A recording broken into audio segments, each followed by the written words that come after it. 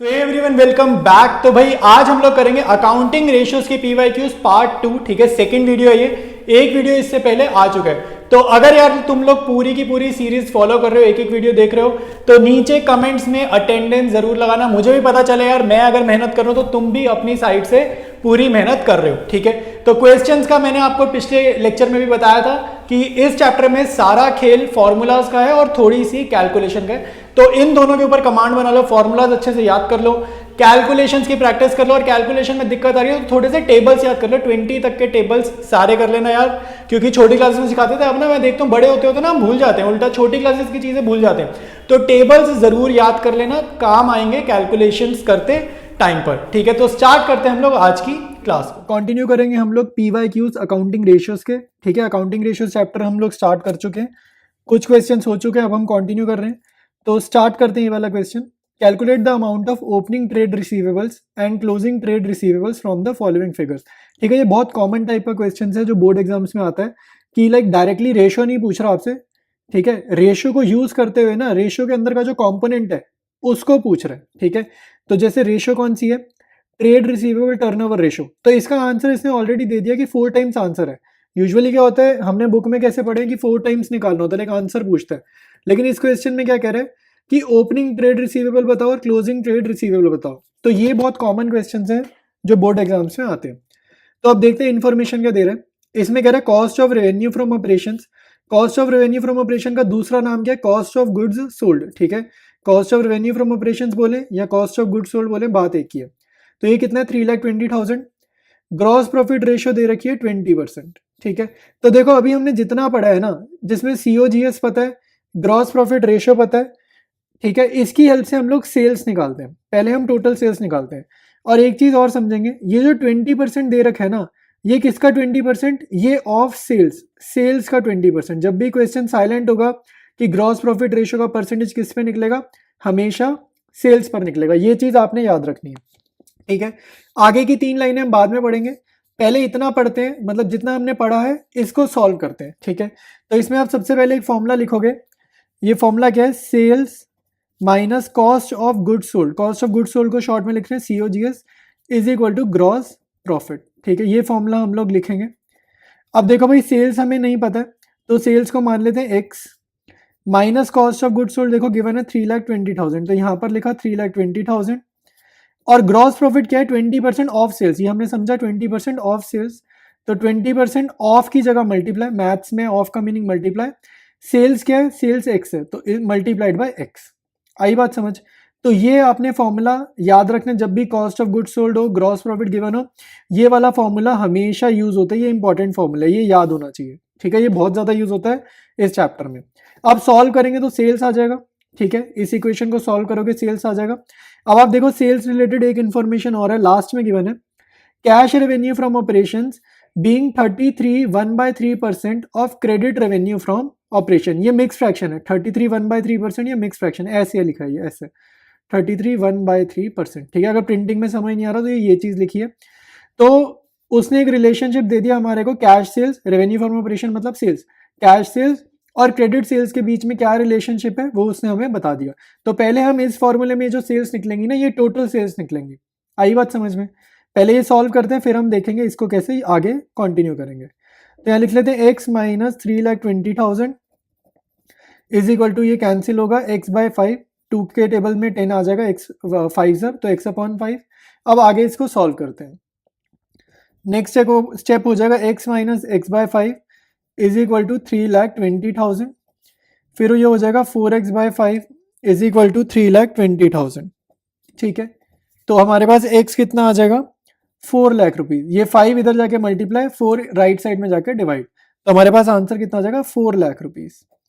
अब ये X क्या भाई, ये है हमारी टोटल सेल्स। टोटल सेल्स का क्या मीनिंग होता है, credit sale plus cash cell, मतलब उधार पे जो बेचा वो वाला सेल भी, और जो पैसे ले गए कैश सेल्स से वो वाले भी, उनको मिलाकर हमारी सेल्स कितनी हुई है, 4 लाख रुपीज हुई है। ठीक है, अब एक बारी क्वेश्चन रीड करते हैं। अच्छा, रीड करने से पहले एक फॉर्मूला और लिखेंगे।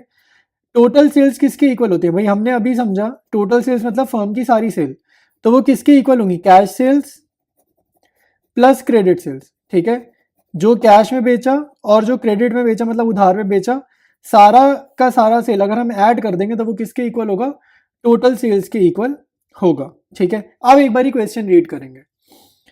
यहां देखो क्या लिखा है, cash sales, revenue from operation मतलब sales, cash sales being 33 1/3% of credit sales. ठीक है, मतलब कैश सेल्स बीइंग, मतलब इसको ना हमें थोड़ा इक्वेशन में कन्वर्ट करना है, कितना है 33 1/3% ऑफ क्रेडिट सेल्स, मतलब आपको ये चीज समझनी है ज्यादा कौन सी है, क्रेडिट सेल्स ज्यादा है, कैश सेल्स कम है। ठीक है, कैश सेल्स कम है, क्रेडिट सेल्स ज्यादा है। ठीक है, ये चीज समझो, और अब हम इसको हम इक्वेशन की फॉर्म में यूज करेंगे। क्रेडिट सेल ज्यादा है ना, तो क्रेडिट सेल को हमने ले लिया y। ठीक है, x नहीं लेट कर रहे दोबारा, क्योंकि x हम एक बार क्वेश्चन में यूज कर चुके हैं, तो वेरिएबल चेंज करेंगे। ठीक है, टोटल सेल्स के नीचे लिखा 4 लाख, क्रेडिट सेल्स y है, तो कैश सेल्स कितना है 33 1/3% of credit sales, credit sales कितनी है y। ये लैंग्वेज थी कि cash sales being 33 1/3% of credit sales, तो 33 1/3% लिखा, ऑफ मतलब मल्टीप्लाई हो जाएगा अगले स्टेप में, और क्रेडिट सेल्स को y लिया, ये आपकी इक्वेशन हो जाएगी। अच्छा, अब मिक्स फ्रैक्शन को ओपन कैसे करेंगे, 33 इंटू 3 99 प्लस 1, तो 100/3, परसेंटेज का साइन जब हटेगा तो डिनोमिनेटर में 100 आएगा, ऑफ की जगह मल्टीप्लाई आएगा, और y के नीचे y लिखेंगे, फिर y के नीचे प्लस y, 4 लाख की जगह 4 लाख। ठीक है, 100 से 100 कटेगा, ये क्या आ जाएगा y/3 plus y is equal to 4 lakh. अब इसको आप सॉल्व कर दोगे तो आप पे y आ जाएगा, और y क्या है हमारा क्रेडिट सेल्स, ये हो जाएगा 4y/3 is equal to 4 lakh, ये कितना आएगा 3 लाख। ठीक है, 3 इधर जाके मल्टीप्लाई हो रहा है, 4 राइट साइड आके डिवाइड हो रहा है, तो y आ गया हमारा 3 लाख, जो कि कितनी हो गई क्रेडिट सेल्स। और जो हमारे को trade receivable turnover ratio given है, उसके फॉर्मूले में ये क्रेडिट सेल्स ही यूज होगा।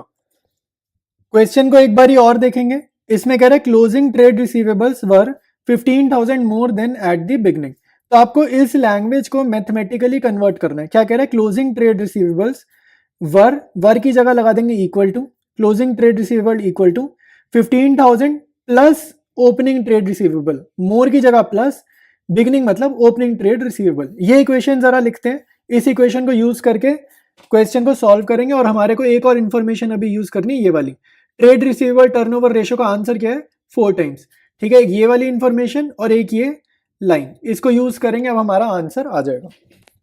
एक तो हम ये लिखेंगे क्लोजिंग ट्रेड रिसीवेबल्स, जो अभी रीड किया ना उसको जस्ट कन्वर्ट कर रहे हैं mathematically, closing trade receivables is equal to 15,000 more की जगह प्लस ओपनिंग ट्रेड रिसीवेबल। ठीक है, तो एक तो ये इक्वेशन हो गई। अब हम फॉर्मूला लिखेंगे ट्रेड रिसीवेबल टर्नओवर रेशियो का। ठीक है, ट्रेड रिसीवेबल टर्नओवर रेशियो का फॉर्मूला क्या है, फॉर्मूले आपको याद होने चाहिए। ठीक है, नहीं याद है तो उनको जरूर लर्न करो, साथ साथ क्वेश्चन प्रैक्टिस करने से पहले एक बार फॉर्मूला जरूर लर्न कर लो। ठीक है, तो इसका फॉर्मूला क्या है, नेट क्रेडिट सेल्स ऊपर, नेट का मतलब क्या होता है सेल्स माइनस सेल्स रिटर्न, तो नेट क्रेडिट सेल्स ऊपर divided by average trade receivable, denominator में क्या होता है एवरेज ट्रेड रिसीवेबल, एवरेज का मतलब क्या होता है opening plus closing divided by 2। तो अब हम इसमें वैल्यू पुट करेंगे, ट्रेड रिसीवेबल टर्नओवर रेशियो का आंसर क्या था 4, तो 4 लिखा यहाँ पे, equal to net credit sales हमारी आई थी 3 लाख, 3 लाख लिख देंगे, और एवरेज का आंसर नहीं पता ना, तो यहाँ पर हम लिख देंगे एवरेज ही। ठीक है, सेम चीज लिख देंगे, तो एवरेज ट्रेड रिसीवेबल लिख देंगे। नेक्स्ट स्टेप में लिखेंगे एवरेज ट्रेड रिसीवेबल का आंसर। ठीक है, सिंपल है, 3 लाख डिवाइडेड बाय 4, तो 3 लाख डिवाइडेड बाय 4 कितना हो जाएगा 75,000, तो एवरेज का आंसर आ गया। इसी में आप क्वेश्चन को कंटिन्यू कर दोगे, तो एवरेज का निकालते कैसे थे, ओपनिंग ट्रेड रिसीवेबल, ठीक है, opening trade receivable plus closing, ठीक है, divided by 2, closing trade receivable short में लिख दिया TR, divided by 2 is equal to 75,000। अब वो लैंग्वेज को यूज करेंगे जो क्वेश्चन में गिवन थी। ठीक है, ओपनिंग ट्रेड रिसीवेबल की जगह ओपनिंग ही लिखे रहने देंगे, ओपनिंग टीआर में शॉर्ट में लिख रहा हूँ ओपनिंग टीआर प्लस, ठीक है, क्लोजिंग ट्रेड रिसीवेबल की जगह मैं क्या लिख रहा हूँ 15,000 प्लस ओपनिंग ट्रेड रिसीवेबल्स। ठीक है, ये चीज आपको ध्यान में रखनी है, divided by 2 is equal to 75,000। ये हमारी इक्वेशन बन गई है। ठीक है, ये इक्वेशन बन गई है। इसमें देखो आपके पास सिर्फ ओपनिंग ट्रेड रिसीवेबल ही है जिसकी वैल्यू नहीं पता, ये ऐसे सॉल्व हो जाएगी तो हमारे पास ओपनिंग ट्रेड रिसीवेबल की वैल्यू आ जाएगी। ठीक है, इसको आप सॉल्व करते हैं। ये जो 2 इधर डिवाइड हो रहा है, इधर जाके मल्टीप्लाई होगा तो राइट साइड पे आ जाएगा 1,50,000। Opening trade receivable brackets open होने के बाद प्लस में ओपनिंग ट्रेड रिसीवेबल होगा twice of opening trade receivable. ठीक है, और प्लस का 15,000। अब प्लस का 15,000 उधर जाएगा तो हो जाएगा 1,35,000। लेफ्ट साइड में आएगा twice of opening trade receivable, और उसके बाद ओपनिंग ट्रेड रिसीवेबल कितना होगा 1,35,000। ये 2 मल्टीप्लाई हो रहा है, उधर जाके डिवाइड हो जाएगा तो हमारे पास कितना आएगा 67,500। ठीक है, तो ओपनिंग ट्रेड रिसीवेबल आपका आ गया, बस आंसर आ चुका है ऑलमोस्ट। क्लोजिंग ट्रेड रिसीवेबल कितना था, ये फॉर्मूला हमने ऊपर लिखी थी, इक्वेशन ऊपर लिखी थी लैंग्वेज से, तो ये इक्वेशन पहले मैं कॉपी कर रहा हूँ। Closing trade receivable is equal to 15,000 plus opening trade receivable. ठीक है, तो ओपनिंग की वैल्यू पता है तो क्लोजिंग कितना होगा भाई, क्लोजिंग अब नेक्स्ट स्टेप में आंसर आ जाएगा 15,000 ऐड कर देंगे प्लस 16,7,500 में। ठीक है, तो ये कितना हो जाएगा 77 और 5 82,500, ये आ जाएगा 82,500। तो closing trade receivable 82,500, opening trade receivable 67,500। तो ये हमारा आंसर था। ठीक है, लेंदी, थोड़ा सा लेंदी था बट वैसे क्वेश्चन मुश्किल नहीं था, इजी था। डिस्कस करते हैं नेक्स्ट क्वेश्चन। इसमें कह रहा है from the given information calculate the following. पहला पॉइंट है cost of revenue from operations, opening and closing inventory, फिर कह रहा है क्विक एसेट्स बताओ और करंट एसेट्स बताओ। तो बहुत सारी चीजें पूछ ली हैं। सबसे पहले देखो हम निकालेंगे cost of revenue from operations. तो इसमें देखो अब नीचे इन्फॉर्मेशन गिवन है, कह रहे inventory turnover ratio 6 times, inventory at the end is 6,000 more than the inventory in the beginning. तो ये वाली जो इन्फॉर्मेशन है ना, ये ओपनिंग एंड क्लोजिंग इन्वेंट्री के लिए गिवन है, जो सेकंड लाइन है। और आपको इन्वेंट्री टर्नओवर रेशियो इसलिए दे रखी है ताकि आप एवरेज इन्वेंट्री वगैरह निकालो। लाइक इन्वेंट्री टर्नओवर रेशियो का जो फॉर्मूला था ना, उसको यूज करना पड़ेगा। अगर कोई फॉर्मूला गिवन है तो वो फॉर्मूला हमेशा यूज होगा उसके आंसर की कैलकुलेशन में। ठीक है, फिर कह रहे हैं revenue from operations all credits rupees 2,40,000। यहाँ पे ऑल क्रेडिट्स का मीनिंग है credit sale. Revenue from operation मतलब सेल्स, ऑल क्रेडिट्स मतलब क्रेडिट सेल कितनी है 2,40,000। और फिर कह रहे ग्रॉस प्रॉफिट 25% ऑन कॉस्ट। यहाँ पे ऑन कॉस्ट, जब भी ग्रॉस प्रॉफिट ऑन कॉस्ट होगा, कॉस्ट का मीनिंग क्या होता है कॉस्ट ऑफ गुड्स सोल्ड, हमेशा COGS की बात करेगा। ऑन कॉस्ट मतलब COGS, ये याद रखना है आपने। फिर कह रहे हैं करंट लायबिलिटीज दे रखी है और क्विक रेशियो दे रखी है, वो हम बाद में देखेंगे। सबसे पहले हम इंफॉर्मेशन यूज करेंगे सेल्स की और ग्रॉस प्रॉफिट की। ठीक है, सबसे पहले हम ये इंफॉर्मेशन यूज करेंगे। फॉर्मूला लिखेंगे sales minus cost of goods sold is equal to gross profit. ठीक है, अच्छा अब देखो आपको क्या करना है, सेल्स के नीचे सेल्स लिखोगे तो यहां पर मैं सेल्स लिख रहा हूं 2,40,000। ये लिखने का रीजन ये है भाई, क्योंकि क्वेश्चन में भले ही ऑल क्रेडिट दे रखा है लेकिन कोई भी इंफॉर्मेशन नहीं है कैश सेल्स से रिलेटेड या टोटल सेल्स से रिलेटेड, कोई इंफॉर्मेशन नहीं है। तो क्रेडिट सेल को ही टोटल सेल एज्यूम करा है मैंने। ठीक है, फॉर्मूले में यहाँ पे ना हमेशा टोटल सेल्स लिखते हैं, लेकिन क्योंकि कोई इंफॉर्मेशन ही नहीं है तो क्रेडिट सेल्स को ही टोटल सेल्स एज्यूम कर लिया। इसके बाद कॉस्ट ऑफ गुड्स सोल्ड हमें निकालना है, तो वो तो हमें पता नहीं है। उससे रिलेटेड क्या लिखा है ग्रॉस प्रॉफिट 25% ऑन कॉस्ट। तो ग्रॉस प्रॉफिट जिसके ऊपर ऑन है ना, इस कॉस्ट ऑफ गुड्स सोल्ड को पता नहीं है एक्स लिया और यहाँ पे लिखा ऑन कॉस्ट है ग्रॉस प्रॉफिट, तो 25% ऑन मतलब मल्टीप्लाई कॉस्ट की जगह एक्स। ठीक है, तो ये आपकी इक्वेशन बनेगी जिसमें आप एक्स के लिए सॉल्व करोगे और जैसे ही आपका आंसर आ जाएगा तो वो हमारा क्या हो जाएगा कॉस्ट ऑफ गुड्स सोल्ड हो जाएगा। ठीक है, यानी कि जो पार्ट 1 है ना cost of revenue from operation, उसी को हम कॉस्ट ऑफ गुड्स सोल्ड बोलते हैं। दोनों में से कोई भी टर्म यूज करो एक ही बात है। इस इक्वेशन को सॉल्व करेंगे तो ये कितना आ रहा है भाई 2,40,000 माइनस का एक्स उधर भेज देते हैं, प्लस एक्स करते हैं और ये हो जाएगा x/4, 5x/4 2,40,000। तो यहां पर हमारा x कितना आ रहा है 4 उधर मल्टीप्लाई और 5 से डिवाइड। ठीक है, तो यहाँ पे हमारा x आ जाएगा 1,92,000। ठीक है, ये सॉल्व करने पे आ रहा है 1,92,000। तो यानी कि ये x क्या है भाई, ये x है हमारा कॉस्ट ऑफ गुड्स सोल्ड। तो कॉस्ट ऑफ गुड्स सोल्ड या cost of revenue from operation एक ही बात है। तो ये पार्ट 1 का आंसर आ गया हमारा cost of revenue from operation का। पार्ट 1 का आंसर है 1,92,000। ठीक है, इसके बाद हम स्टार्ट करेंगे पार्ट 2। पार्ट 2 में पूछ रहे हैं ओपनिंग एंड क्लोजिंग इन्वेंट्री। ठीक है, तो उसके लिए इन्वेंट्री टर्नओवर रेशियो दे रखी है और दूसरी लैंग्वेज क्या यूज होगी, inventory at the end is 6,000 more than the inventory in the beginning. इसको आप देखो मैथमेटिकली कैसे लिखोगे, इन्वेंट्री एट द एंड का मतलब होता है क्लोजिंग इन्वेंट्री। ठीक है, इसका मतलब होता है क्लोजिंग इन्वेंट्री। इज का मतलब होता है इक्वल टू, इस की जगह लिखा इक्वल टू, 6,000 की जगह लिखा 6,000, मोर की जगह लिखा प्लस। ठीक है, more than the inventory in the beginning, inventory in the beginning मतलब ओपनिंग इन्वेंट्री। तो ये आपकी इक्वेशन बन गई और इस इक्वेशन को आपने यूज करना है क्वेश्चन सॉल्व करते टाइम। आई बात समझ? ठीक है, इन्वेंट्री टर्नओवर रेशियो और इस इक्वेशन को अब हम यूज करेंगे और हमारा पार्ट 2 सॉल्व हो जाएगा।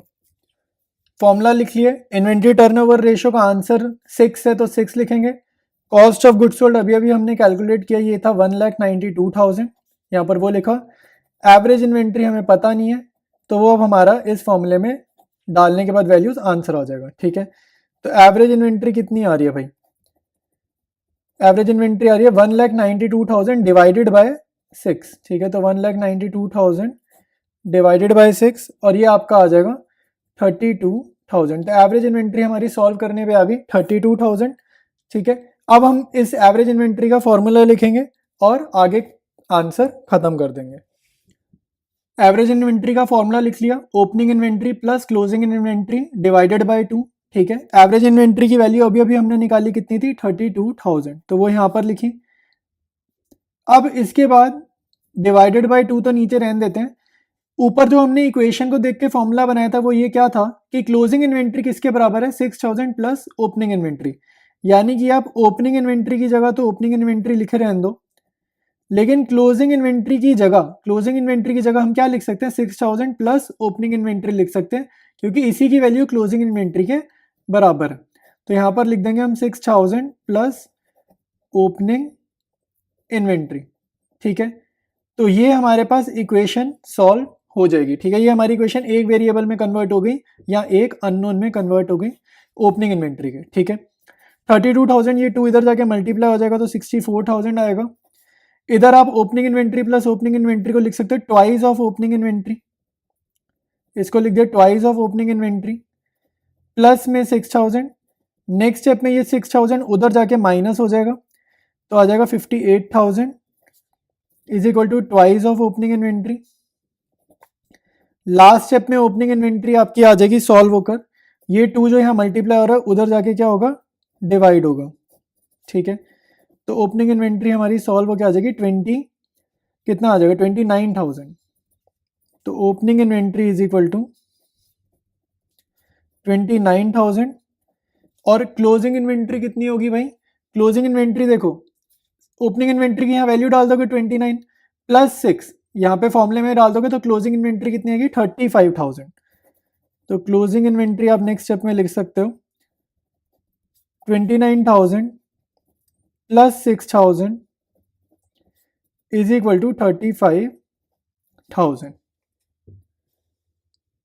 ठीक है, ये आई थिंक नीचे मिस हो गया था जब मैं अभी बोल रहा था, बट लास्ट के 2 स्टेप्स ये हैं। ठीक है, थर्ड पार्ट और फोर्थ पार्ट रह गया, क्या निकालना रह गया, क्विक एसेट्स और करंट एसेट्स। ठीक है, इसके लिए इंफॉर्मेशन जो रिमेनिंग है ना वो यूज करेंगे। एक तो करंट लाइबिलिटीज 80,000 हम यूज करेंगे और क्विक रेशियो कितनी गिवन है 0.8 रेशियो 1, तो ये 2 रेशियो यूज करेंगे और क्विक एसेट्स और करंट एसेट्स हम निकाल देंगे। क्विक रेशियो का फॉर्मूला लिखेंगे। ठीक है, क्विक रेशियो का फॉर्मूला क्या होता है, क्विक एसेट्स अपॉन में करंट लाइबिलिटीज। ठीक है, तो क्विक एसेट्स अपॉन में करंट लाइबिलिटीज।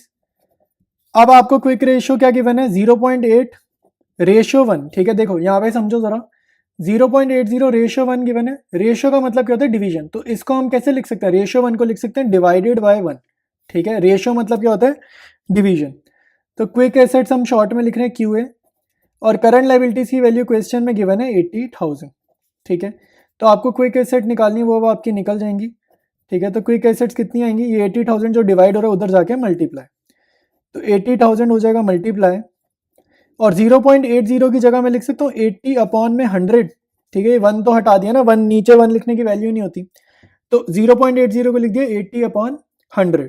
ये एक जीरो से एक जीरो गई, यहाँ पे एक जीरो से ये एक जीरो गई, तो 8000 इंटू 8 यानी कि क्विक एसेट्स कितनी आ गई, 8000 इंटू 8 ये कितनी हो गई 64,000। तो नेक्स्ट स्टेप में हम लिख देते हैं क्विक एसेट्स कितनी हो गई 64,000। तो ये हमारे पास आ गई क्विक एसेट्स। अब जस्ट हमें क्या निकालनी रहेगी है, करंट एसेट्स निकालनी रहेगी है और क्वेश्चन हमारा कंप्लीट है। करंट एसेट निकालने के लिए ना आपको क्विक एसेट और करंट एसेट का फॉर्मूला पता होना चाहिए कि करंट एसेट्स माइनस जब हम इन्वेंट्री कर देते हैं, जब करंट एसेट्स में से हम इन्वेंट्री हटा देते हैं ये और प्रीपेड एक्सपेंस हटा देते हैं तो हमारा क्या आता है, क्विक एसेट्स आता है। प्रीपेड एक्सपेंस क्वेश्चन में गिवन नहीं है, जीरो मान लिया, फॉर्मूला में भी उसको हमने नहीं लिखा है। तो करंट एसेट हमें निकालना है, मतलब करंट एसेट तो हमें नहीं पता, माइनस इन्वेंट्री कर देंगे तो हमारा आंसर क्या आ जाएगा, क्विक एसेट आ जाएगा। ठीक है, और क्विक एसेट्स हमने अभी अभी निकाला है पिछले पार्ट में, वो कितनी है 64,000। ठीक है, इन्वेंट्री की वैल्यू अगर हम यहाँ पर लिख देंगे और फिर अगर मान लो यहाँ कुछ भी लिखा वो उधर जाके प्लस हो जाएगा, तो करंट एसेट्स का आंसर मेरे पास नेक्स्ट स्टेप में आ जाएगा। ठीक है, तो आपको अब ये सोचना है कि क्वेश्चन में जो इन्वेंट्री गिवन है, इन्वेंट्री डायरेक्टली नहीं गिवन थी, हमने निकाली थी ओपनिंग इन्वेंट्री और क्लोजिंग इन्वेंट्री, हमने दो निकाली थी, तो उसमें से किसकी वैल्यू आप यहाँ पर लिखोगे। ठीक है, यहाँ ओपनिंग इन्वेंट्री लिखें या क्लोजिंग इन्वेंट्री लिखें, तो याद रखना आपने यहाँ पर हमेशा क्लोजिंग वाला लेना है। ठीक है, तो क्लोजिंग इन्वेंट्री थी 35,000, यहाँ पे क्लोजिंग लेंगे, अब माइनस करके उधर जाके प्लस होगा, तो करंट एसेट्स हमारी आ जाएंगी 99,000। ये चीज याद रखनी है, यहाँ क्लोजिंग वाला लेना था, बाकी आपका ये वाला क्वेश्चन अब कंप्लीट है। नेक्स्ट क्वेश्चन डिस्कस करेंगे। ठीक है, कह रहे from the following information calculate inventory turnover ratio. ठीक है, तो इन्वेंट्री टर्नओवर रेशियो निकालनी है। इसमें देखो क्वेश्चन में क्या खास बात है, सेल्स गिवन है, एवरेज इन्वेंट्री गिवन है, ग्रॉस लॉस दे रखा है। यूजुअली हमने जितने क्वेश्चन कर रखे हैं ना, देखो डिफरेंस क्या है, यहाँ पर लॉस दे रखा है, अब तक जितने भी क्वेश्चन करे हैं ना उसमें प्रॉफिट था, तो जस्ट थोड़ी सी वेरिएशन है, तो एक बार ये हम लाइक इसको कर लेते हैं। ठीक है, नहीं तो एग्जाम में अगर आ जाए तो आपको लाइक पहले करा होगा ना तो ईजी रहता है। तो ये वेरिएशन है इस क्वेश्चन में, ग्रॉस लॉस दे रखा है 5% का। ठीक है, तो जब भी ग्रॉस प्रॉफिट या ग्रॉस लॉस हो, सेल्स हो, आपको क्या निकालना है, कॉस्ट ऑफ गुड सोल्ड निकालना है। ठीक है, क्योंकि इन्वेंट्री टर्नओवर रेशियो के फॉर्मूले में ना cost of good sold use होता है, तो कॉस्ट ऑफ गुड सोल्ड हमें चाहिए। ठीक है, तो उसके लिए फॉर्मूला क्या यूज होता है भाई, sales minus cost of good sold, sales minus cost of good sold is equal to gross profit. हमने ये वाला फॉर्मूला लर्न कर रखा है। ठीक है, तो अब ज्यादा कुछ चेंज नहीं है, सेल्स की जगह रेवेन्यू फ्रॉम ऑपरेशन ना सेल्स होता है, रेवेन्यू फ्रॉम ऑपरेशंस का मतलब होता है सेल्स, तो सेल्स के नीचे आप लिखोगे 16 लाख। ठीक है, कॉस्ट ऑफ गुड्स सोल्ड आपको पता नहीं है, तो जो नहीं पता उसको एक्स मान लिया। ठीक है, और ग्रॉस प्रॉफिट क्या है, 5% ऑफ सेल्स। ठीक है, आपको कुछ नहीं करना, नॉर्मल करना है, 5% ऑफ सेल्स, ऑफ मतलब मल्टीप्लाई, सेल्स कितने 16 लाख। जब भी क्वेश्चन लिखे ना खाली 5% 10%, मतलब वो सेल्स के ऊपर है, कॉस्ट ऑफ गुड्स सोल्ड के ऊपर तभी होगा अगर वो ऑन कॉस्ट लिखेगा। अगर क्वेश्चन लिखते हैं ऑन कॉस्ट तभी ऑन COGS करेंगे, अदरवाइज एज्यूम करेंगे 5% किस पे निकालना है, सेल्स पे निकालना है। ठीक है, तो ये हो जाएगा 16 लाख का, ये कैपिटल L से डिनोट कर रहे हैं। ठीक है, अब क्योंकि ये ग्रॉस प्रॉफिट नहीं है, क्वेश्चन में क्या ये ग्रॉस लॉस है, तो आपने जस्ट यहाँ पे एक माइनस का साइन लगा देना। ठीक है, बस ये चीज का ध्यान रखना, ये माइनस का साइन लगा देना, सारा आंसर मैच कर जाएगा। ठीक है, ये हो जाएगा हमारा 16 लाख के नीचे 16 lakh minus x is equal to minus का 80,000। ठीक है, माइनस एक्स राइट साइड भेजेंगे तो पॉजिटिव, ये प्लस 80,000 हो जाएगा, तो हमारे पास आ रहा है 16,80,000 एक्स, और ये एक्स क्या था, ये था हमारा कॉस्ट ऑफ गुड्स सोल्ड। ठीक है, ये था हमारा cost of goods sold. Next step में आप फॉर्मूला लिखोगे इन्वेंट्री टर्नओवर रेशियो का, तो इन्वेंट्री टर्नओवर रेशियो का फॉर्मूला क्या था, ठीक है, फॉर्मूला ये था cost of goods sold divided by average inventory. ठीक है, क्वेश्चन अब ऑलमोस्ट ओवर है, जस्ट वैल्यूज रिप्लेस करनी रही है। मेन ये कॉस्ट ऑफ गुड्स सोल्ड निकालने में बच्चे कई बार गलतियां कर देते हैं, तो वो चीज आपको ध्यान रखनी है। ठीक है, तो इन्वेंट्री टर्नओवर रेशियो में निकालनी है, कॉस्ट ऑफ गुड्स सोल्ड है 16,80,000, एवरेज इन्वेंट्री की जो वैल्यू है वो हमारे को क्वेश्चन में ही गिवन है 2,20,000, क्वेश्चन में डायरेक्टली गिवन है। ठीक है, तो 16,80,000 डिवाइडेड बाय 2,20,000 हमारा आंसर होगा। तो ये आप सॉल्व करोगे, ये आपका आ जाएगा 7.64 टाइम्स, ठीक है। इसका आंसर टाइम्स में होता है, ये लर्न कर लेना। इन्वेंट्री टर्नओवर रेशियो का आंसर क्या है? टाइम्स में। डिस्कस करेंगे नेक्स्ट क्वेश्चन।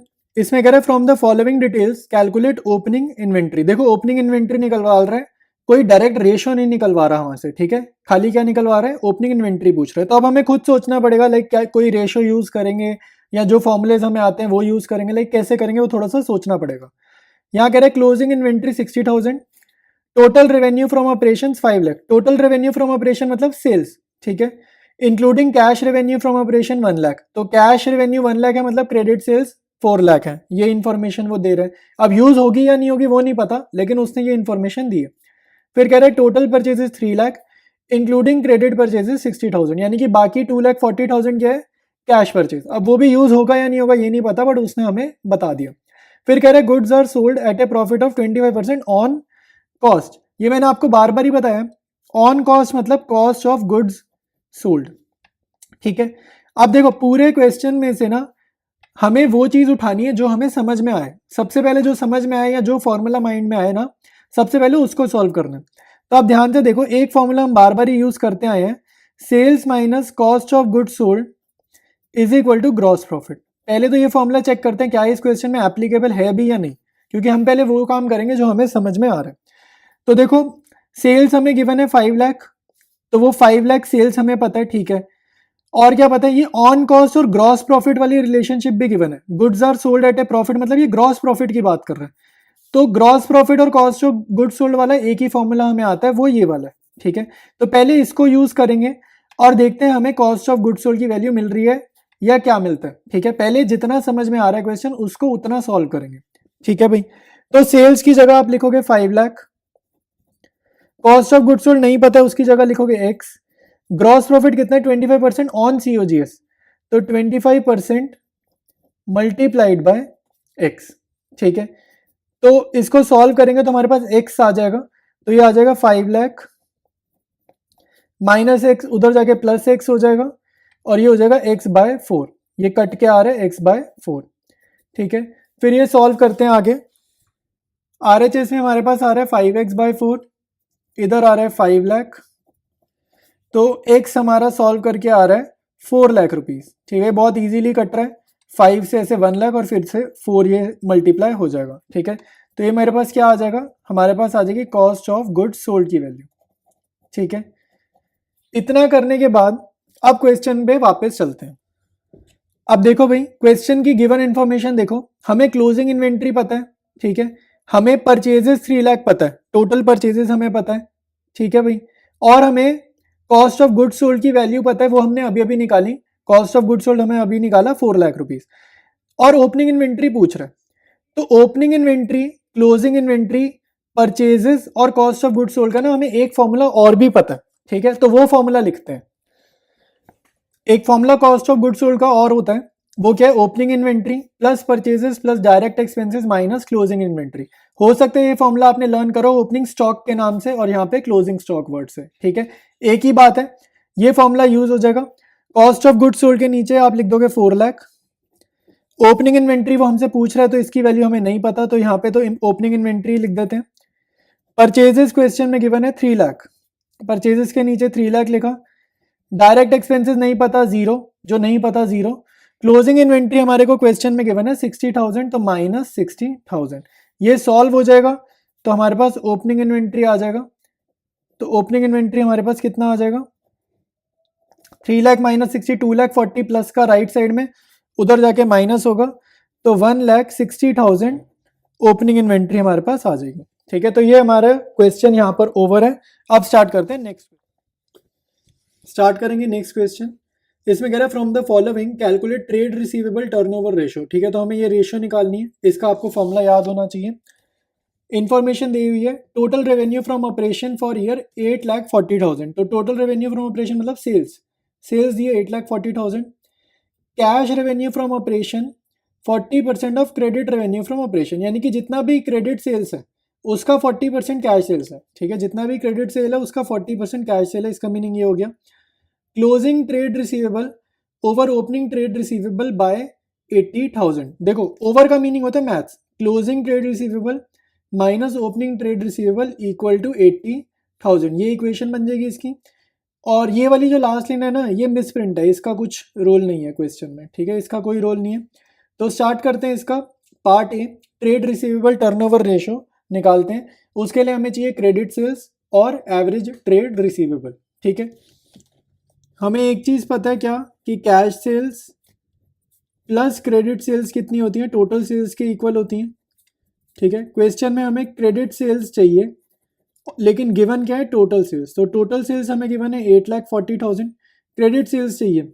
अब इन्फॉर्मेशन क्या गिवन है, कैश सेल्स या कैश रेवेन्यू फ्रॉम ऑपरेशन कितना है, 40% है क्रेडिट सेल्स का। तो अगर क्रेडिट सेल्स मैंने x मान लिया, तो क्रेडिट सेल का जो 40% है ना, वो कैश सेल है, ठीक है। कैश सेल क्या है, 40% है क्रेडिट सेल का, और क्रेडिट सेल हमने ले लिया x। आई बात समझ। अब जस्ट इसको हमें सॉल्व करना है।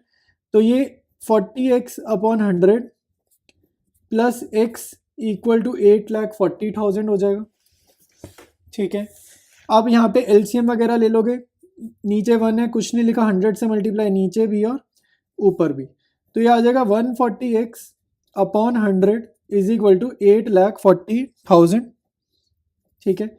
लास्ट स्टेप निकाल लेते हैं, 8,40,000 मल्टीप्लाइड बाय 100 डिवाइडेड बाय 140। इसके बाद आपका x कितना आ जाएगा, x आ जाएगा 6 लाख रुपीज़। और ये x क्या है भाई, ये है हमारी क्रेडिट सेल्स।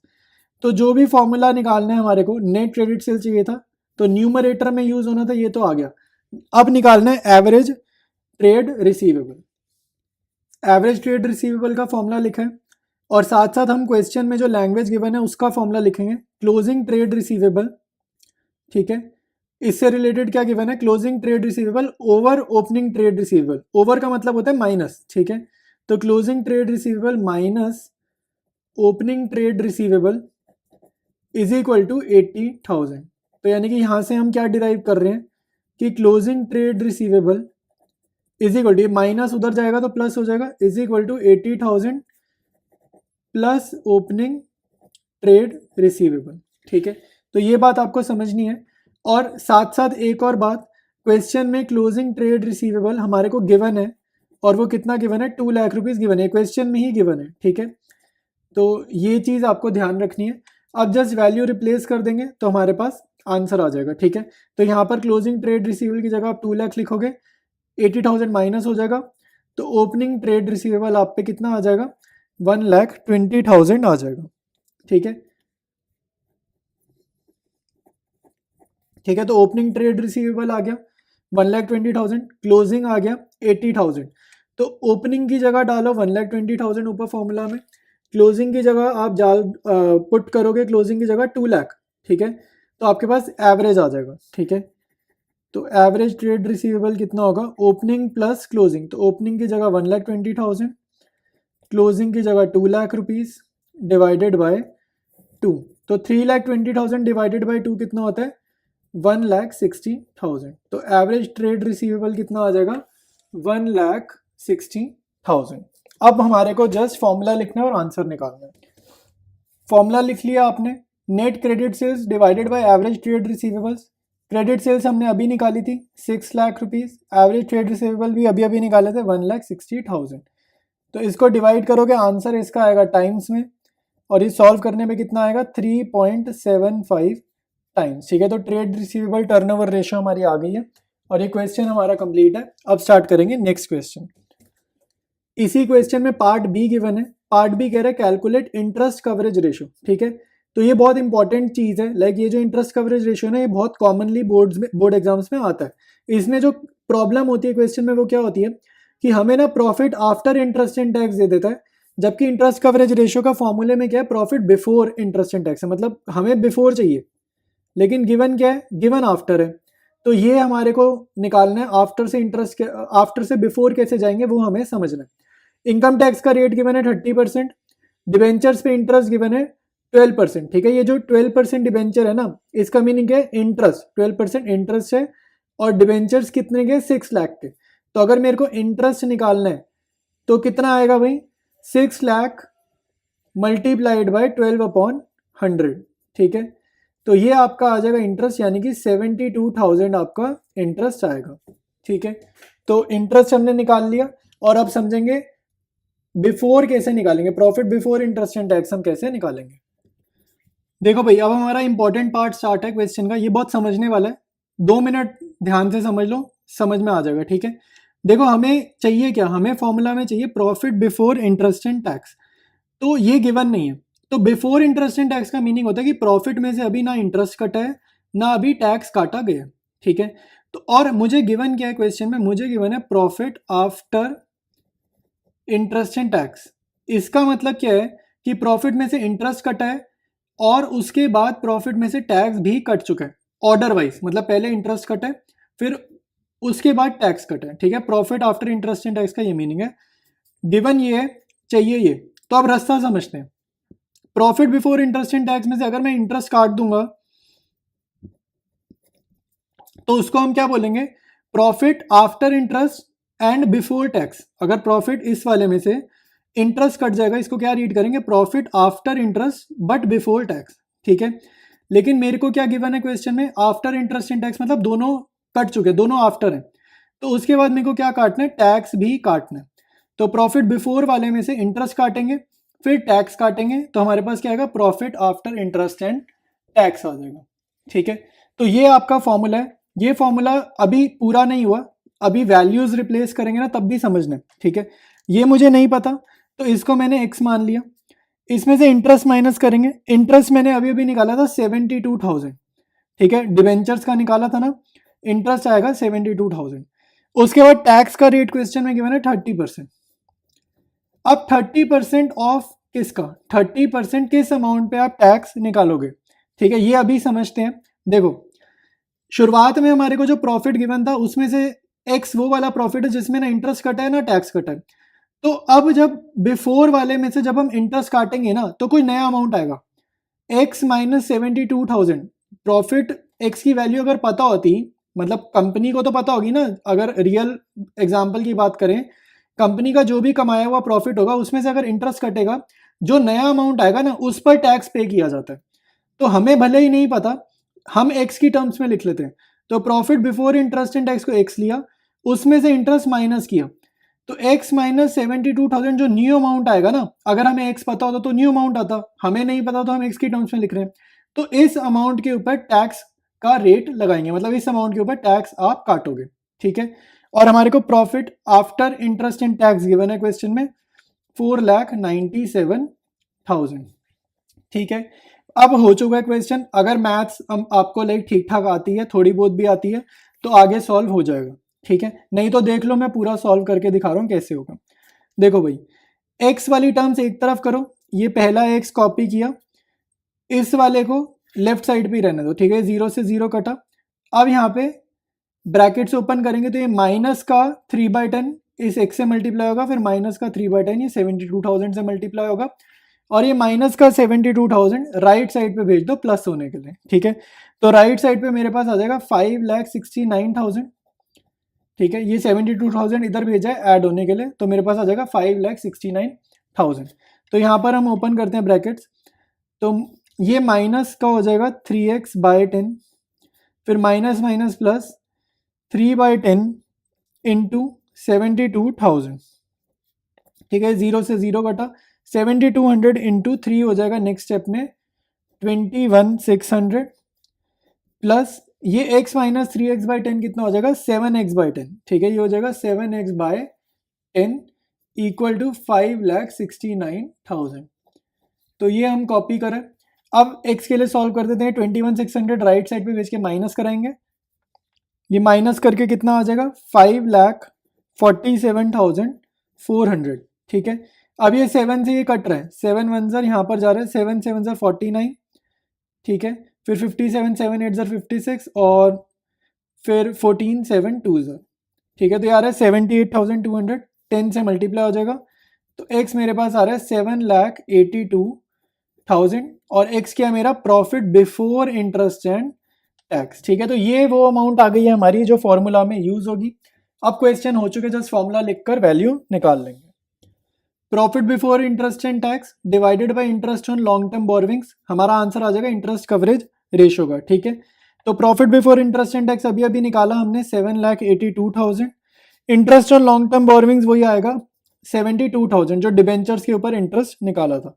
इसको आप सॉल्व करोगे, आपका आंसर आ जाएगा, इस रेशो का आंसर आता है टाइम्स में, और ये आपका सॉल्व करने पे कितना आ रहा है 10.86 टाइम्स। ठीक है, तो ये रेशो हमारी कंप्लीट है। अब करेंगे नेक्स्ट क्वेश्चन।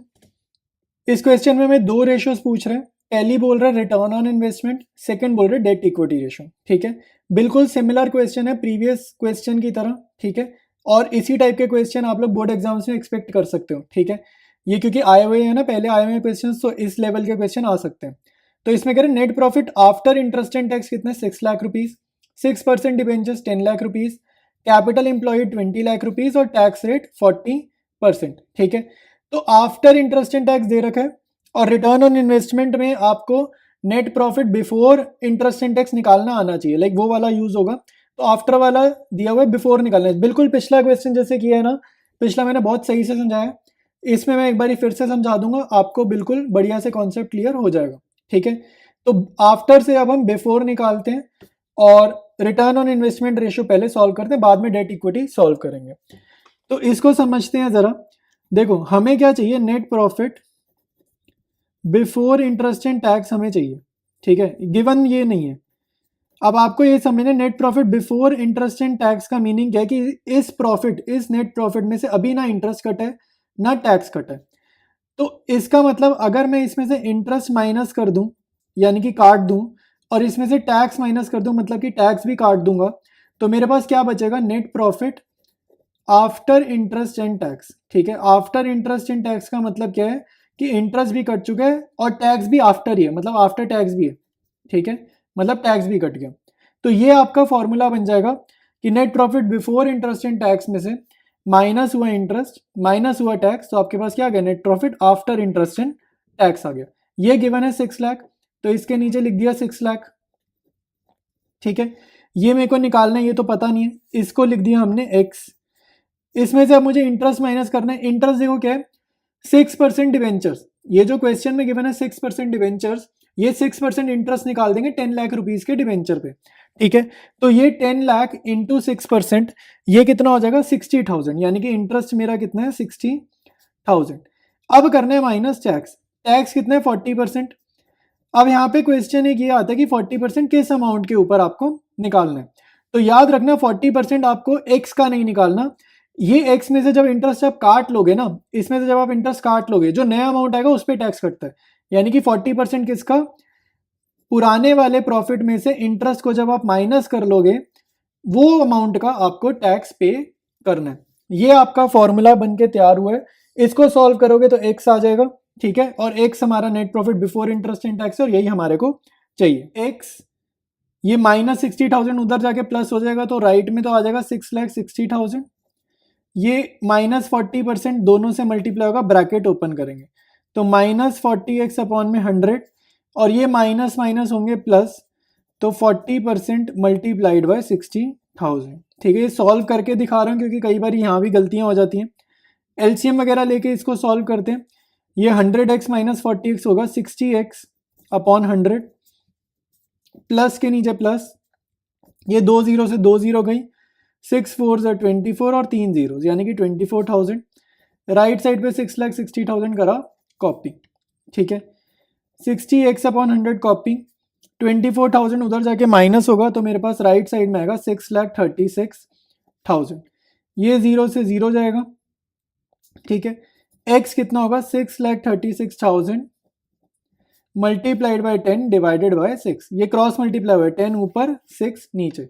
अब ये देखो 636 6 के टेबल से जा रहे हैं, यहाँ 6 1 ज़र 0 आएगा, फिर 6 6 ज़र 36 और ये 3 जीरो। यहाँ पर भाई काटने में गलती मत करना, ये 1,06,000 आएगा, 16,000 यहाँ मत लिखना गलती से भी। ठीक है, तो x कितना आएगा नेक्स्ट स्टेप में लिख देते हैं। x आ रहा है हमारा 10,60,000। ठीक है, तो profit before interest and tax आएगा हमारा 10,60,000। रिटर्न ऑन इन्वेस्टमेंट का फॉर्मूला लिखा है, net profit before interest and tax divided by capital employed into 100। जिन फॉर्मूलों में इनटू 100 है उसका आंसर क्या आएगा, परसेंटेज में आएगा। ठीक है, तो net profit before interest and tax अभी निकाला हमने, ये था 10,60,000। कैपिटल एम्प्लॉयड क्वेश्चन में गिवन है 20 लाख, तो 20 लाख लिखा, मल्टीप्लाइड बाय 100, ठीक है। तो ये सॉल्व करने पे आपका आ रहा है 53% एग्जैक्ट, ठीक है। ये सारा कटेगा और आपका आंसर कितना आ रहा है 53%। अब निकालनी है हमारे को डेट इक्विटी रेशो, ठीक है। अब ये जो डेट होती है ना, ये कौन सी होती है, ये लॉन्ग टर्म होती है। लॉन्ग टर्म मतलब कि 1 साल से ज्यादा वाला कर्जा। तो अब आप पूरे क्वेश्चन में देखो, हमें डिबेंचर्स ही गिवन है जो लॉन्ग टर्म डेट है, ठीक है। तो डेट तो आपको पता चल गई, डेट कितनी है क्वेश्चन में 10 लाख है, लेकिन इक्विटी नहीं गिवन, ठीक है। नेट प्रॉफिट इक्विटी का पार्ट नहीं होता। तो इक्विटी ना डायरेक्टली नहीं गिवन, लेकिन इक्विटी हम निकालेंगे कहां से, कैपिटल एम्प्लॉयड के फॉर्मूले से निकालेंगे, ठीक है। तो ये दोनों इंफॉर्मेशन हम यूज करेंगे। स्टार्ट करते हैं इसके आंसर को। कैपिटल एम्प्लॉयड का फॉर्मूला लिखा सबसे पहले। कैपिटल एम्प्लॉयड का फॉर्मूला क्या होता है, डेट प्लस इक्विटी। देखो कैपिटल एम्प्लॉयड का मीनिंग क्या है कि बिजनेस में कितना पैसा इन्वेस्टेड है, ठीक है। कैपिटल एम्प्लॉयड मतलब बिजनेस में कितना पैसा इन्वेस्टेड है।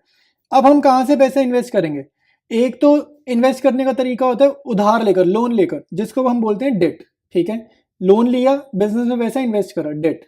इक्विटी होता है अपना पैसा, शेयर होल्डर फंड्स, यानी कि अपना पैसा। तो पैसा इन्वेस्ट करने के दो ही तरीके हैं, या तो अपना पैसा हो इक्विटी, या फिर बाहर वालों का पैसा हो डेट। तो कैपिटल एम्प्लॉयड का फॉर्मूला बन जाएगा डेट प्लस इक्विटी, ठीक है। कैपिटल एम्प्लॉयड आपको गिवन है 20 लाख, वो लिख देंगे। डेट में डिवेंचर्स लिख देंगे 10 लाख के, ठीक है। तो वैल्यू रिप्लेस करी तो हम यहां पर सॉल्व करके इक्विटी आ जाएगी 10 लाख। तो हमारे पास इक्विटी कितनी आ गई, 10 लाख। अब आपको सिंपल डेट इक्विटी रेशियो निकाल देनी है। तो डेट इक्विटी रेशियो होती कैसे है, फॉर्मूला क्या है इसका, सिंपल फॉर्मूला है डेट ऊपर इक्विटी नीचे, ठीक है। दोनों 10 लाख है, तो 10 lakh debt 10 lakh equity, ratio आ जाएगी 1:1, सारा कट जाएगा 1:1। तो ये हमारा आंसर है। नेक्स्ट क्वेश्चन करेंगे, इसमें कह रहा है from the following information compute proprietary ratio, ठीक है। तो प्रोप्राइटरी रेशियो में हमें लाइक क्या क्या कंपोनेंट्स पता होने चाहिए, ठीक है। एक तो हमें पता होना चाहिए शेयर होल्डर फंड्स, ठीक है, जिसको हम क्या बोलते हैं, इक्विटी। इक्विटी बोलो या शेयर होल्डर फंड्स बोलो, बात एक ही है। तो ये हमें पता होना चाहिए। आप देखो इन्फॉर्मेशन देखो, डायरेक्टली ना इक्विटी कहीं लिखा हुआ है ना शेयर होल्डर फंड्स लिखा हुआ है। अगर ध्यान से देखोगे ना, तो ना इक्विटी शेयर कैपिटल लिखा है, ना प्रेफरेंस शेयर कैपिटल लिखा है, ना रिजर्व्स एंड सरप्लस लिखा है, कुछ भी नहीं लिखा। मतलब शेयर होल्डर फंड्स और इक्विटी की कोई भी डायरेक्ट इन्फॉर्मेशन नहीं है, ठीक है। दूसरी चीज हमें क्या चाहिए होती है, दूसरी चीज हमें चाहिए होती है टोटल एसेट्स, ठीक है। टोटल एसेट्स हमें चाहिए होती है। तो अब अगर आप क्वेश्चन रीड करोगे तो यहां पर टोटल एसेट्स नहीं गिवन, लेकिन क्या गिवन है, नॉन करंट एसेट्स गिवन है और करंट एसेट्स गिवन है, ठीक है। तो अगर नॉन करंट एसेट्स मतलब लॉन्ग टर्म एसेट्स, ठीक है। नॉन करंट का मतलब क्या हो गया, लॉन्ग टर्म, जो लंबे समय के लिए बिजनेस में। और करंट एसेट्स मतलब शॉर्ट टर्म, ठीक है, जो शॉर्ट टाइम के लिए बिजनेस में। तो अगर मैं लॉन्ग टर्म एसेट्स और शॉर्ट टर्म एसेट्स को ऐड कर दूंगा तो मेरे पास क्या आ जाएंगी, टोटल एसेट्स आ जाएंगी, ठीक है। तो यानी कि टोटल एसेट्स हमें इनडायरेक्टली गिवन है, क्या क्या करना है हमें, non current assets plus current assets करेंगे तो टोटल एसेट्स आ जाएगी, ठीक है। अब इक्विटी कैसे निकालेंगे वो समझते हैं। और इक्विटी समझने के लिए ना हम एक रफ में बैलेंस शीट ड्रॉ करते हैं, ठीक है, और हमारे को समझ आ जाएगा कि इक्विटी कैसे निकालनी है। ये हम रफ बैलेंस शीट बना रहे हैं। रफ बैलेंस शीट मतलब कि आपने बिल्कुल प्योर रफ वर्क है, वर्किंग नोट भी नहीं है ये, ठीक है। तो हमारा जो 11th वाला बैलेंस शीट का स्ट्रक्चर था वो क्या होता था, या पार्टनरशिप में जो बैलेंस शीट का स्ट्रक्चर समझा वो क्या होता था, एसेट्स इधर लिखते थे और लेफ्ट साइड पे लिखते थे लाइबिलिटीज, ठीक है। अब यही बैलेंस शीट हम ड्रॉ कर रहे हैं कंपनी के पॉइंट ऑफ व्यू से, ठीक है, कंपनी के पॉइंट ऑफ व्यू से। तो कंपनी के पास लाइबिलिटीज के साथ साथ इक्विटी भी होती है। तो इक्विटी एंड लाइबिलिटीज अगर आप कंपनी की बैलेंस शीट देखोगे तो इकट्ठे करी जाती है, ठीक है, एक साथ होती है। तो इक्विटी एंड लाइबिलिटीज हमने इधर लिखा, एसेट्स हमने इधर लिखा, ठीक है। अब क्वेश्चन में मुझे क्या पता है, हमारे को गिवन है नॉन करंट एसेट्स, ठीक है, नॉन करंट एसेट्स, और हमें क्या गिवन है क्वेश्चन में, करंट एसेट्स, ठीक है। ये हमें क्वेश्चन में गिवन है। तो नॉन करंट एसेट्स हमें गिवन है 3,60,000 की और करंट एसेट्स हमें गिवन है 90,000 की, ठीक है। तो अगर इस चीज को करें हम, इसको लिखा तो टोटल एसेट्स मेरे पास कितनी आ जाएगी, इन दोनों को ऐड कर दूंगा तो टोटल एसेट्स आ जाएंगी 4,50,000, ठीक है, 4,50,000। तो जो टोटल एसेट साइड का होता है सेम टोटल होगा आपका लाइबिलिटी साइड का। ये हमारा बेसिक रूल्स है, ठीक है, अकाउंट्स का बेसिक रूल है कि टोटल बैलेंस शीट का टैली करेगा। तो अगर एसेट्स का टोटल 4,50,000 है तो लाइबिलिटी का टोटल क्या होगा, 4,50,000 होगा, ठीक है। अब आपको इक्विटी एंड लाइबिलिटी साइड फिर करनी है। ठीक है, इसको हम फिल कैसे करेंगे? इसके दो मेजर कंपोनेंट है, एक है इक्विटी और दूसरा क्या है? लायबिलिटी। ठीक है, तो अब अगर आप देखो, अब हम ना गिवन इन्फॉर्मेशन देखेंगे और इसको फिल करेंगे। तो इक्विटी की तो कोई इन्फॉर्मेशन नहीं है, इन्फॉर्मेशन किसकी है? करंट लायबिलिटीज की, लॉन्ग टर्म बोरोविंग्स और लॉन्ग टर्म प्रोविजन। तो लॉन्ग टर्म बोरोविंग्स और लॉन्ग टर्म प्रोविजंस और करंट लायबिलिटी, इन तीनों को ऐड कर देंगे ना, तो ये टोटल लायबिलिटीज है। ठीक है, इक्विटी और लायबिलिटीज में टोटल लायबिलिटीज कितनी है, ये तीनों को ऐड कर देते हैं, तो ये है 3,50,000। ठीक है, तो यहां पर हमने लिखा डेट, यानी कि टोटल डेट कितना हो गया? 3,50,000 हो गया। अब आप इस बैलेंस शीट को ध्यान से देखो और बेसिक अकाउंट्स लगाते हैं हम लोग कि अकाउंट जैसे लेजर अकाउंट होता है ना, वैसे समझ लो। एसेट साइड का टोटल 4,50,000, सेम टोटल दूसरी साइड का। अब मेरे को पता है इक्विटी एंड लायबिलिटी साइड का टोटल 4,50,000 आना चाहिए, जिसमें से लायबिलिटी 3,50,000 है। तो यानी कि इक्विटी कितनी होगी? अगर इस साइड का टोटल 4,50,000 करना है तो इक्विटी होगी 1 लाख। तो ये हमारा कैसे आ गया? बैलेंसिंग फिगर से आ गया। ठीक है, तो इक्विटी हमने निकाल ली 1 लाख। अब इस बैलेंस शीट को देखते हुए आप फॉर्मूला लिख लो, ये तो रफ वर्क है ना। अब एग्जाम में कैसे करेंगे? एग्जाम में लिखेंगे, देखो एग्जाम में लिखेंगे non current assets plus current assets minus total date. ये माइनस किया ना, ये इस 4,50,000 में से ये माइनस किया, तो non current assets plus current assets minus total debt is equal to equity. ठीक है, तो आपका आंसर आ जाएगा। तो बैलेंस शीट को देखते हुए हमने ये फॉर्मूला लिख लिया अपना। अब इसके नीचे वैल्यूज लिख देते हैं। तो नॉन करंट एसेट्स हमारे पास है 3,60,000, करंट एसेट्स के नीचे 90,000, टोटल डेट हमारी बोरोविंग्स, लॉन्ग टर्म प्रोविजन और करंट लायबिलिटी ऐड करके आई थी 3,50,000, तो वो माइनस कर देंगे। इक्विटी आ जाएगा नेक्स्ट स्टेप में। ठीक है, इक्विटी कितना आ जाएगा भाई? इक्विटी आ जाएगा 1 लाख रुपीज। ठीक है, हमें अब करना क्या भाई? हमें निकालनी है प्रोप्राइटरी रेशो। ठीक है, हमें निकालनी है प्रोप्राइटरी रेशो। प्रोप्राइटरी रेशो का फॉर्मूला लिखा equity upon total assets. Equity की जगह आप लिखोगे 1 लाख, टोटल एसेट्स हमारी निकाली है हमने बैलेंस शीट में, टोटल एसेट्स थी 4,50,000। ठीक है, इसका आंसर आता है 1:1 वाले फॉर्मेट में। तो इसको अगर आप डिवाइड करोगे आपका आंसर आएगा 0.22:1। Assuming that the debt equity ratio is 2:1, state giving reasons which of the following transactions would increase, decrease, और लास्ट ऑप्शन है not alter the debt equity ratio. Not alter मतलब नो चेंज। ठीक है, मतलब ना date पे effect पड़े ना इक्विटी पे इफेक्ट पड़े। तो अब देखो हमारी को डेट इक्विटी रेशियो गिवन क्या है? डेट इक्विटी गिवन है 2:1। ठीक है, 2:1 यानी कि 2/1। और डेट इक्विटी में डेट कौन सी होती है? Long term. ये आपको याद रखना है, डेट हमेशा कौन सी होती है? Long term. ठीक है, तो फर्स्ट पॉइंट पढ़ेंगे, purchase of a fixed asset on a credit of 2 months. तो हमने क्या खरीदी है? Fixed asset. फिक्स्ड एसेट मतलब क्या होता है? प्लांट एंड मशीनरी हो गया, लैंड एंड बिल्डिंग हो गया, जो वो एसेट नॉन करंट एसेट जो लंबे टाइम के लिए बिजनेस में एग्जिस्ट करेंगे। तो फिक्स्ड एसेट खरीदी है और क्रेडिट पीरियड कितना है, मतलब उधार कितना है? 2 महीने का। तो क्रेडिट पीरियड 2 मंथ्स का मीनिंग हो करंट लायबिलिटी। और डेट इक्विटी रेशियो में डेट का मतलब क्या होता है? Long term liability. ठीक है, तो यानी कि परचेज ऑफ फिक्स्ड एसेट का ना डेट पर कोई इफेक्ट पड़ेगा ना इक्विटी पर कोई इफेक्ट पड़ेगा। इक्विटी पर तब इफेक्ट पड़ता है जब शेयर्स वगैरह की बात करें, तो यहाँ शेयर्स का कोई मेंशन नहीं है, तो ना डेट पर इफेक्ट पड़ा ना इक्विटी पर इफेक्ट पड़ा। तो रेशियो का आंसर क्या हो जाएगा? No change. ठीक है, क्योंकि कहीं पर इफेक्ट ही नहीं पड़ रहा, तो रेशियो पे भी कोई इफेक्ट नहीं पड़ेगा। सेकेंड पॉइंट है purchase of a fixed asset on long term deferred payment basis.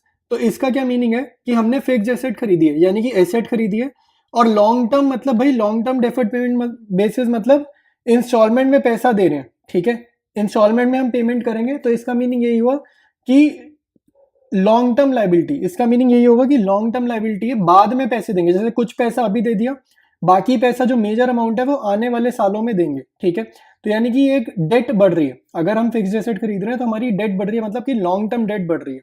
तो रेशियो का इफेक्ट क्या होगा? देखो इस रेशियो का इफेक्ट क्या होगा कि डेट तो बढ़ेगी बट शेयर्स का तो कोई रोल नहीं है, तो इक्विटी पर नो इफेक्ट, तो यहां पर नो इफेक्ट है। ठीक है, लेकिन डेट बढ़ रही है, तो आपकी जो डेट इक्विटी रेशियो है उसका न्यूमरेटर बढ़ रहा है, और अगर आप ध्यान से सोचो डिनोमिनेटर वैसे का वैसे। ठीक है, न्यूमरेटर बढ़ रहा है, तो कोई भी फ्रैक्शन में अगर न्यूमरेटर बढ़ेगा और डिनोमिनेटर सेम रहेगा तो रेशियो क्या होगी? इंप्रूव होगी या फिर इंक्रीज होगी। ठीक है, मैथमेटिकली थोड़ा साथ साथ सोचना पड़ेगा, अकाउंट्स का भी सोचना पड़ेगा और मैथमेटिकली भी सोचना पड़ेगा, तब जाके आपको आंसर समझ में आएगा इसका। थर्ड पॉइंट कह रहे हैं issue of new shares preference slash equity for cash. तो यहाँ पे ब्रैकेट का कोई मीनिंग नहीं है, सिंपल आपको ये समझना है कि शेयर्स इशू करें। तो भाई जब शेयर्स इशू होते हैं तब क्या होता है, आपको ये सोचना है जब शेयर्स इशू होते हैं तब क्या इफेक्ट पड़ेगा। तो शेयर्स इशू होने पे क्या होता है, एक तो इक्विटी बढ़ेगी, ठीक है, शेयर होल्डर फंड्स कह लो या इक्विटी कह लो, ये बढ़ेगी, ठीक है। और इक्विटी का मतलब इक्विटी शेयर कैपिटल नहीं होता, इक्विटी में प्रेफरेंस इक्विटी शेयर कैपिटल सारा आ जाता है, रिजर्व सरप्लस सब आ जाता है। तो इक्विटी और शेयर होल्डर फंड्स बढ़ेंगे क्योंकि हमने शेयर्स इशू करें, और शेयर जब इशू करते हैं तो हमें कैश मिलता है, तो कैश बढ़ेगा, ठीक है। कोई लोन थोड़ी है ये लोन नहीं है, तो डेट पे नो इफेक्ट, ठीक है, तो डेट पे कोई इफेक्ट नहीं पड़ेगा। तो आपकी जो डेट इक्विटी रेशियो है इसमें आपको समझना होगा कि न्यूमरेटर तो सेम है, न्यूमरेटर सेम है, और डिनोमिनेटर जो है हमारा बढ़ गया, ठीक है, क्योंकि इक्विटी बढ़ रही है तो डिनोमिनेटर हमारा क्या है, इंक्रीज कर गया पहले के कंपैरिजन में, ठीक है। तो किसी भी फ्रैक्शन में अगर डिनोमिनेटर बढ़ा दोगे ना, न्यूमरेटर सेम रखोगे, तो रेशो का आंसर क्या होगा, डिक्रीज होगा या डिक्लाइन होगा, ठीक है, रेशो गिर जाएगी। थोड़ी सी मैथ सोचो, ठीक है, मैं इसको एग्जाम्पल से जैसे समझा देता हूँ, इसमें वैसे मैथ सोचनी पड़ेगी। रेशियो हमारे को क्या गिवन है, 2:1। तो मान लो डेट 20,000 है और 10,000 है पहले, इस ट्रांजेक्शन से पहले 2:1 है ना, तो ये वाली ट्रांजेक्शन से पहले मान लो डेट 20,000 है और रेशियो क्या है, इक्विटी के 10,000। अब मैंने क्या बोला, इक्विटी बढ़ा दो, तो इक्विटी मान लो हमारी बढ़ गई 10,000 से बढ़ गई, ठीक है, मान लो इक्विटी हमारी 10,000 से बढ़ गई और न्यूमरेटर हमारा सेम है, डेट 20,000 रहने दो, इक्विटी 10,000 से बढ़ा दोगे तो इक्विटी भी 20,000 हो जाएगी। मैंने ऐसे ही रैंडमली 10,000 पिक किए, ठीक है, आप रैंडमली कोई भी नंबर ले लो, मैथमेटिकली आंसर तो सेम ही आएगा। तो 20,000 और 20,000 कट जाएगा, तो अब रेशियो का आंसर क्या हो गया, देखो 1/1, यानी कि रेशियो का आंसर हो गया 1:1। पहले रेशियो थी 2:1, अब रेशियो होगी 1:1, तो गिर गई ना, तो वही मैं कह रहा हूँ डिक्रीज हो गया, ठीक है। थर्ड पॉइंट का आंसर क्या हो गया, डिक्रीज। नेक्स्ट पॉइंट है फोर्थ, ठीक है, इसमें कह रहा है इश्यू ऑफ बोनस शेयर्स, ठीक है, तो ये इंपॉर्टेंट है, इसको जरा ध्यान से समझो। बोनस शेयर जब इश्यू करते हैं तो क्या कहाँ इफेक्ट पड़ता है, इस चीज को समझते हैं। बोनस शेयर्स के केस में होता क्या है, जब कंपनी बोनस शेयर्स इशू करती है ना, तो कन्वर्जन ऑफ एक्यूमुलेटेड प्रॉफिट्स होते हैं इनटू शेयर कैपिटल, ठीक है। देखो होता क्या है, जब कंपनी को ज्यादा प्रॉफिट हो जाता है ना, या कुछ प्रॉफिट एक्स्ट्रा पड़ा हुआ है, एक्यूमुलेटेड प्रॉफिट पड़ा हुआ है, तो वो प्रॉफिट को जस्ट वो कन्वर्ट कर रही है शेयर कैपिटल में। बोनस शेयर का मीनिंग सिर्फ इतना होता है, ठीक है। तो अगर आपको फॉर्मूला याद है इक्विटी का या शेयर होल्डर फंड्स का, तो इसके अंदर क्या होती है, शेयर कैपिटल होती है और इसके अंदर रिजर्व्स एंड सरप्लस भी होते हैं, और आपके प्रॉफिट किस में आते हैं, आपके प्रॉफिट्स होते हैं रिजर्व एंड सरप्लस में। तो अगर मैं रिजर्व एंड सरप्लस को कम करूं और शेयर कैपिटल को बढ़ा दूं, ठीक है, तो आप अगर ध्यान से सोचो तो इक्विटी पर कोई इफेक्ट नहीं पड़ेगा, ठीक है, क्योंकि इक्विटी के ये दोनों पार्ट्स है ना, ये दोनों इसी के कंपोनेंट है। तो अगर इंटरनली एक कंपोनेंट डिक्रीज और इंक्रीज करे तो ओवरऑल इक्विटी पर कोई इफेक्ट नहीं पड़ेगा, ठीक है। तो जब भी बोनस शेयर्स इशू होते हैं तो इक्विटी पर कोई इफेक्ट नहीं पड़ेगा, और इसमें कोई लोन वगैरह तो है नहीं, तो डेट पर भी कोई इफेक्ट नहीं पड़ेगा, ठीक है। तो इस रेशियो का आंसर क्या होगा, नो चेंज, ठीक है। इस रेशियो का मतलब इस ट्रांजेक्शन का इफेक्ट क्या पड़ेगा, रेशियो के ऊपर नो चेंज। नेक्स्ट है sale of a fixed asset at a loss of 3,000। देखो भाई, अब यहाँ पर क्या लॉस हुआ है 3,000 का, तो आपको ये समझना है जब भी फर्म को लॉस होता है ना या प्रॉफिट होता है, वो इफेक्ट कहाँ करेगा, सीधा इक्विटी को इफेक्ट करेगा, क्योंकि इक्विटी के फॉर्मूले के अंदर रिजर्व एंड सरप्लस होते हैं, ठीक है। तो अगर लॉस हुए तो प्रॉफिट कम होगा, ठीक है, प्रॉफिट कम होगा तो यानी कि रिजर्व एंड सरप्लस कम होगा, और रिजर्व एंड सरप्लस अगर कम होगा तो ये इक्विटी का पार्ट है, यानी कि इक्विटी भी हमारी कम हो जाएगी, ठीक है। तो फिफ्थ ट्रांजेक्शन का इफेक्ट क्या होगा, इक्विटी कम हो जाएगी, और इसमें कोई लोन का चक्कर नहीं है, ठीक है, कोई लॉन्ग टर्म लोन थोड़ी है ये, तो डेट पर नो इफेक्ट, तो डेट पर नहीं इफेक्ट पड़ेगा और इक्विटी कम हो जाएगी। तो अब इस चीज को जरा हम लिख कर समझते हैं, थोड़ा अमाउंट वगैरह लगाकर। हमने समझा कि डेट इक्विटी रेशियो गिवन है 2:1, और अभी तक क्या समझा कि इक्विटी पर इस ट्रांजेक्शन का इफेक्ट पड़ेगा, इक्विटी कम हो जाएगी और डेट पर कोई इफेक्ट नहीं पड़ेगा, ठीक है। तो मान लेते हैं हमारी रेशियो 2:1 का मतलब क्या होता है, एग्जाम्पल ले लिया, डेट 20,000 है और इक्विटी 10,000 है, ठीक है। तो अब आफ्टर, ठीक है, इस ट्रांजेक्शन का इफेक्ट क्या पड़ेगा कि इक्विटी कम कर देते हैं, तो इक्विटी मान लो मैंने कर दी 5,000 अपनी मर्जी से, और डेट को नो चेंज, तो मेरा आंसर क्या आ गया, देखो ये 4:1 आ गया, और पुरानी वाली रेशियो क्या थी 2:1, ये पुरानी वाली है, ओल्ड वाली है, ये न्यू वाली है, तो मेरी रेशियो क्या कर गई, बढ़ गई ना, तो इंक्रीज, तो रेशियो का इस ट्रांजेक्शन का रेशियो पर क्या इफेक्ट पड़ेगा, इंक्रीज, ठीक है। तो ये हमारा एग्जाम्पल है समझने के लिए। नेक्स्ट क्वेश्चन करेंगे स्टार्ट। इसमें कह रहा है the operating ratio of a company is 80%, ठीक है। State whether the following transactions will increase decrease और नॉट चेंज द रेशियो। तो ये भी इंक्रीज डिक्रीज वाला क्वेश्चन है। तो कोई भी क्वेश्चन आएगा ना इंक्रीज डिक्रीज का, आपको एक तो नीचे जो ट्रांजेक्शंस है ना वो उसका मीनिंग समझ आना चाहिए, उसका इफेक्ट समझ आना चाहिए कि कहाँ का इफेक्ट पड़ेगा, ठीक है।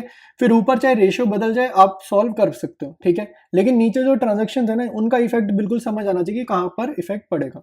तो ऑपरेटिंग रेशियो इन्होंने 80% दे रखी है। फिर फर्स्ट ट्रांजेक्शन गिवन है परचेज्ड गुड्स ऑन क्रेडिट 20,000, ठीक है। तो अगर हम गुड्स खरीद रहे हैं क्रेडिट पर, क्रेडिट मतलब उधार पर, तो कहाँ कहाँ इफेक्ट पड़ेगा पहले तो ये समझना पड़ेगा। तो इसका जो इफेक्ट पड़ेगा, ठीक है, वो पड़ जाएगा, एक तो स्टॉक बढ़ेगा, ठीक है। गुड्स खरीदें तो स्टॉक बढ़ेगा। स्टॉक बढ़ने का मतलब क्या होता है, करंट एसेट्स इंक्रीज करेंगी, ठीक है। स्टॉक बढ़ने का मतलब है करंट एसेट्स इंक्रीज करेंगे। और दूसरी चीज आपको ये समझनी है कि क्रेडिट पर खरीदा है यानी कि करंट लाइबिलिटीज भी बढ़ेंगी, ठीक है। क्रेडिट पर खरीदा यानी कि करंट लाइबिलिटीज भी इंक्रीज करेंगी। तो यहां और यहां इन दो जगह इफेक्ट पड़ेगा। तो ट्रांजैक्शन का हमने इफेक्ट अभी अभी समझा कि स्टॉक बढ़ेगा यानी कि करंट एसेट बढ़ेगी और करंट लाइबिलिटी बढ़ेगी, ठीक है। तो ट्रांजैक्शन क्या थी, परचेज गुड्स ऑन क्रेडिट, और ऑपरेटिंग रेशियो का ये फॉर्मूला लिखा हुआ है, cost of goods sold plus operating cost upon में नेट सेल्स।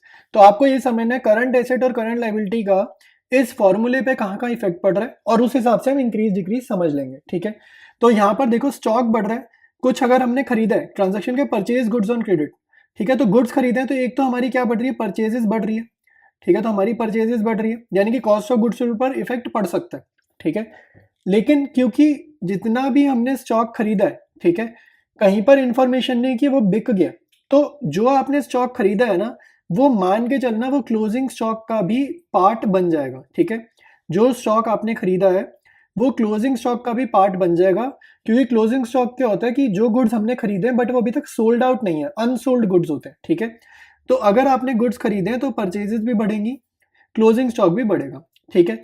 लेकिन यहाँ पर कॉस्ट ऑफ गुड्स सोल्ड के फॉर्मूले के बारे अगर हम ध्यान से समझेंगे तो जितने अमाउंट से परचेजेस बढ़ी और उतने अमाउंट से अगर क्लोजिंग स्टॉक बढ़ा तो कॉस्ट ऑफ गुड्स सोल्ड पर कोई इफेक्ट नहीं पड़ेगा, ठीक है।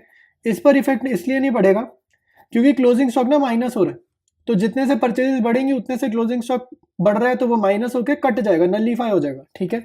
तो ऊपर जो ट्रांजेक्शन है ना उसका कॉस्ट ऑफ गुड्स सोल्ड पर कोई इफेक्ट नहीं है, ठीक है। और बाकी जगह ऑपरेटिंग कॉस्ट पर भी इफेक्ट नहीं है, सेल्स पर भी इफेक्ट नहीं है, गुड्स खरीद रहे हैं तो सेल्स कर नहीं रहे तो सेल्स पर भी इफेक्ट नहीं है, ठीक है। तो इस रेशियो का मतलब इस ट्रांजेक्शन का पूरी रेशियो पर कोई इफेक्ट नहीं है, तो हमारा आंसर क्या होगा, नो चेंज, ठीक है। हमारा आंसर क्या हो जाएगा, नो चेंज।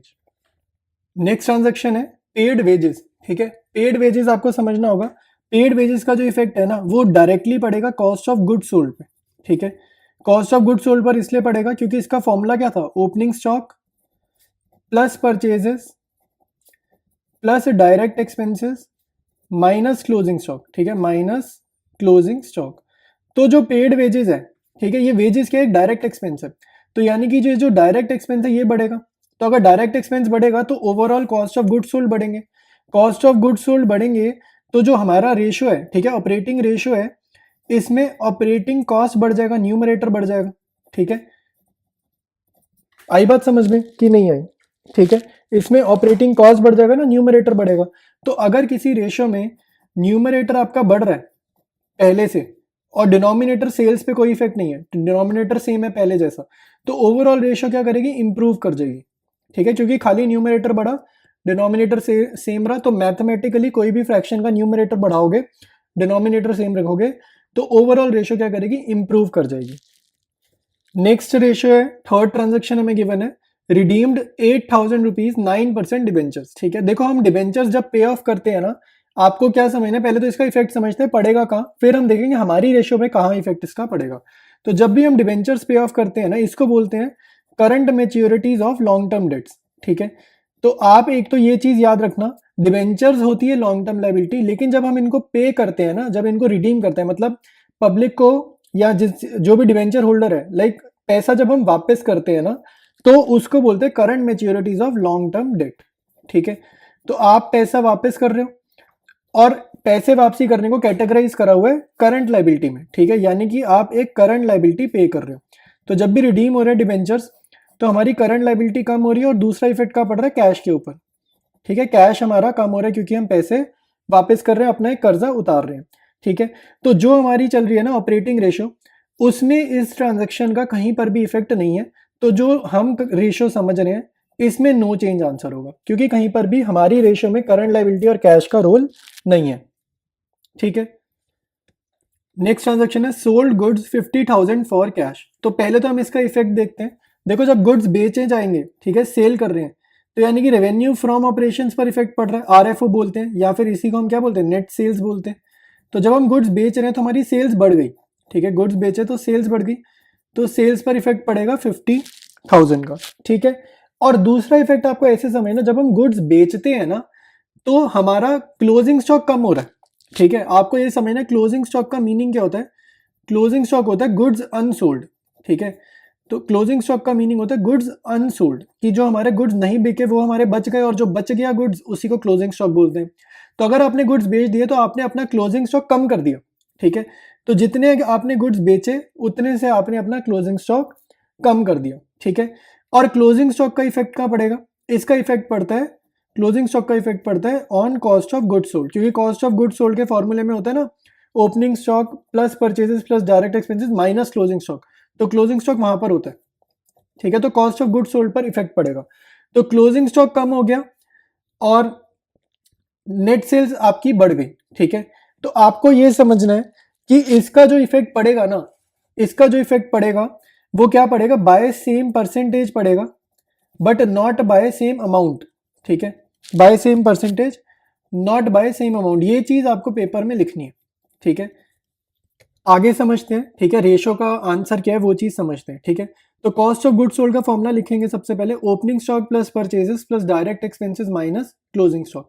तो हमने क्या समझा कि क्लोजिंग स्टॉक अगर कम होगा ना, तो आपका क्लोजिंग स्टॉक अगर कम होता है कॉस्ट ऑफ गुड्स सोल्ड बढ़ जाएगा। ये चीज समझ में आनी चाहिए भाई।